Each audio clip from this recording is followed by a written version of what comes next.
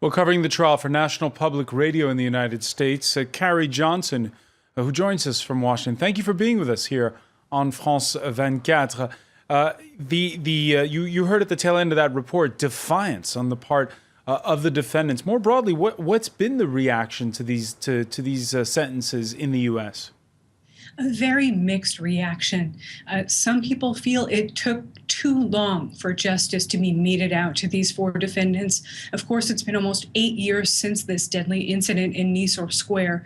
But at various times, this case appeared to be all but dead. At one point, the indictments were thrown out because of allegations of prosecutorial misconduct and statements that were used against these men in ways that a court found to be improper. The case, of course, was revived, and they were eventually convicted last year after 10 weeks of trial. There's been a significant break between what folks in Iraq, and you quoted earlier in your package, feel and what the many, many supporters of these Blackwater defendants feel. In fact, about 100 people were in the courtroom yesterday for the sentencing. Many of them wore clothing, T-shirts, sweatshirts emblazoned with the Blackwater logo, and they wept as these defendants were sentenced. We know there's going to be an appeal, so this could go on for a while. Tell us about these four defendants. What are they like? What are their backgrounds? So this was very interesting. In terms of sentencing, defendants try to present themselves as full human beings, not just the measure of what they were accused and convicted of doing, but their whole life. So a lot of detail came out about these four men. Nicholas Slatton, who was convicted of first-degree murder and now faces life in prison, and the three other guards, Paul Slough, Evan Liberty, and Dustin Hurd. They grew up in the rural United States, both in Tennessee and Texas, New Hampshire. They talked to the judge about hunting and fishing, church. They had each served in the military service, some branch of the military, before joining Blackwater. And they had family members and friends testify as to their good judgment and prior history of good works. But of course, the judge took into account the seriousness of these offenses in Nisour Square and how very many victims in Iraq were affected when he handed down these tough sentences. You mentioned it's 8 years. What's changed in Washington in the perception of these private security companies and more broadly about I guess you could call it the outsourcing of war to the private sector? So Blackwater, in many ways, was considered to be public enemy number one of the most powerful companies in the United States. Since this incident in 2007, the company has changed hands, if not once, but twice. And Eric Prince, its founder, has more or less faded from public view and American public attention.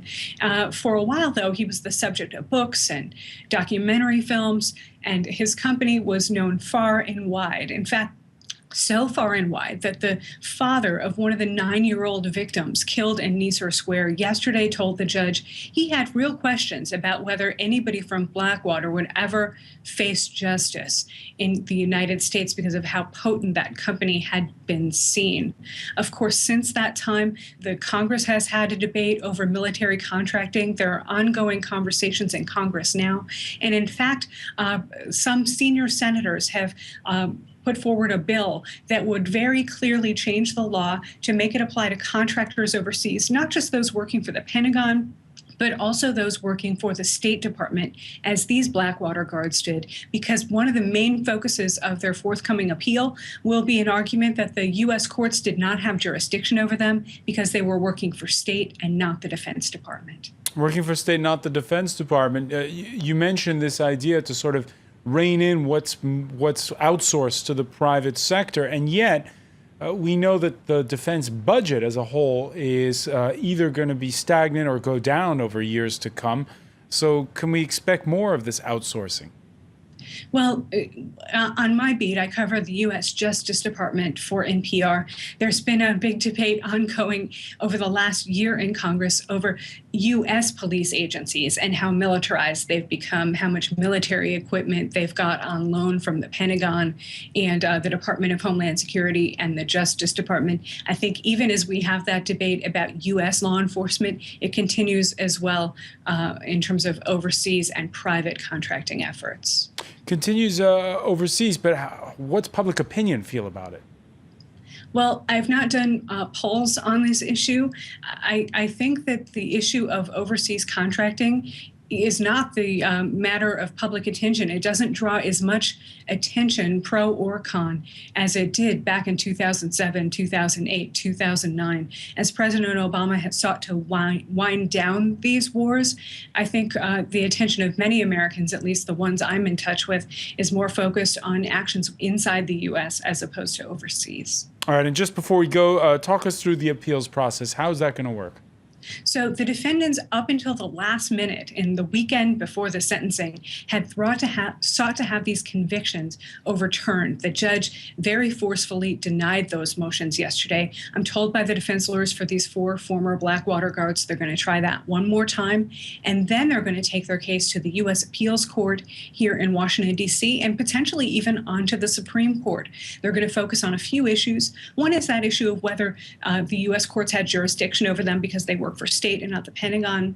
Another is the Justice Department's very controversial decision to charge each of these men with a weapons offense that carried a 30-year mandatory penalty. So they're going to appeal on that basis. They're also going to argue that some statements were used against them that were improperly compelled. These appeals could take some months, if not years, to work their way through the system. But until then, it's important to note these guys have been incarcerated since last year, since the jury verdict. They actually appeared in court yesterday wearing blue prison jumpsuits and their legs were shackled.